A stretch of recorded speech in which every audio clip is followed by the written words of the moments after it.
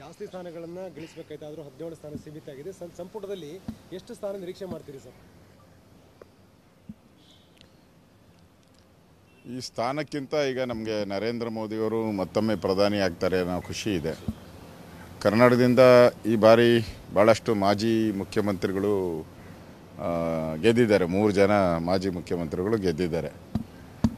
ಬಸವರಾಜ ಬೊಮ್ಮಾಯಿಯವರು,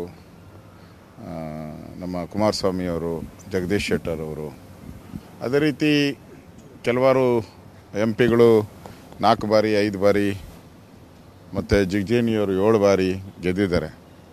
ಸೊ ಈ ಸಾರಿ ಸ್ವಲ್ಪ ಸರ್ಕಸ್ ಮಾಡೋವಂಥ ಒಂದು ಕ್ಯಾಬಿನೆಟ್ ಆಗ್ತೈತೆ. ಯಾಕಂದರೆ ನಮ್ಮದು ಪೂರ್ಣ ಬಹುಮತ ಇಲ್ಲ. ಸೊ ನಮಗೆ ಅಲಯನ್ಸ್ ಪಾರ್ಟಿ ಸುಮಾರು 15-20 ಜನ ಏನೋ ಅಲಯನ್ಸ್ ಪಾರ್ಟ್ನರ್ಸ್ ಇರ್ಬೋದು. ಸೊ ಅವರೆಲ್ಲರ ಜೊತೆ ಮಾತಾಡಬೇಕು, ಅವ್ರಿಗೂ ಅವಕಾಶ ಮಾಡಿಕೊಡ್ಬೇಕು. ಸೊ ಆ ದೃಷ್ಟಿಯಿಂದ ಪೂರ್ಣ ಅಂದರೆ ಹೆಚ್ಚು ಕಳೆದ ಬಾರಿ ಸಿಕ್ಕಿದಷ್ಟು ಸ್ಥಾನ ಸಿಗುತ್ತದೆ ಅನ್ನೋ ವಿಶ್ವಾಸ ನಮಗಿಲ್ಲ ಕರ್ನಾಟಕಕ್ಕೆ. ಏನೇ ಸಿಕ್ಕಿದ್ರೂ ಕೂಡ ನಮಗೆ ಸೆಂಟ್ರಲ್ ಗೌರ್ಮೆಂಟು ಮೋದಿಯವರು ಮತ್ತೆ ಪ್ರಧಾನಿ ಆಗಬೇಕು, ಸೆಂಟ್ರಲ್ ಗೌರ್ಮೆಂಟ್ BJPದಾಗಬೇಕು ಅನ್ನೋದು ನಮ್ಮ ಉದ್ದೇಶ.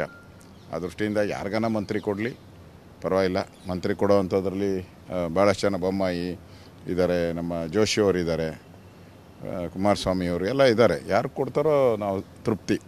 ಇಂಥವ್ರಿಗೆ ಕೊಡಬೇಕು ಹೀಗೆ ಕೊಡಬೇಕು ಅಂತ ಏನಿಲ್ಲ. ಒಟ್ಟಲ್ಲಿ ಸರ್ಕಾರ ರಚನೆಯಾಗಿ ಮತ್ತೆ ಅಭಿವೃದ್ಧಿ ಕಾರ್ಯಗಳು ಚಾಲನೆ ಆಗಬೇಕು. ಇದು ನಮ್ಮ ಉದ್ದೇಶ. ನಾಳೆ ಸಂಸದೀಯ ಮಂಡಳಿ ಸಭೆ ಇದೆ, 11 ಗಂಟೆಗೆ ಕರೆದಿದ್ದಾರೆ. ಅದಕ್ಕೋಸ್ಕರ ನಾನು ಬಂದಿದ್ದೀನಿ. ಸಂಸದೀಯ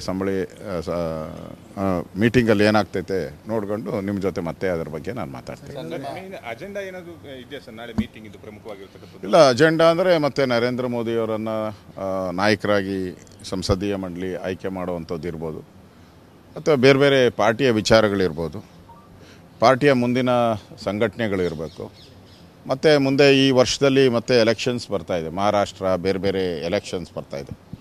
ಆ ಎಲೆಕ್ಷನ್ನ ತಯಾರಿ ಮಾಡುವಂಥ ದೃಷ್ಟಿಯಿಂದ ಮತ್ತು ಎಲ್ಲೆಲ್ಲಿ ನಾವು ಸೋತಿದ್ದೀರಿ ಅದರ ಆತ್ಮಾವಲೋಕನ ಇರ್ಬೋದು, ಅಥವಾ ಅಲ್ಲಿ ಮತ್ತೆ ನಮ್ಮ ಪಾರ್ಟಿಯನ್ನು ಇನ್ನು ಸಂಘಟನೆ ಮಾಡುವಂಥ ವಿಚಾರವಾದ್ದು ಪಾರ್ಟಿಯ ಹಲವಾರು ವಿಚಾರಗಳಿದೆ. ಅದರ ಬಗ್ಗೆ ಚರ್ಚೆಗಳಾಗ್ಬೋದು ಅಂತ ಇದೆ.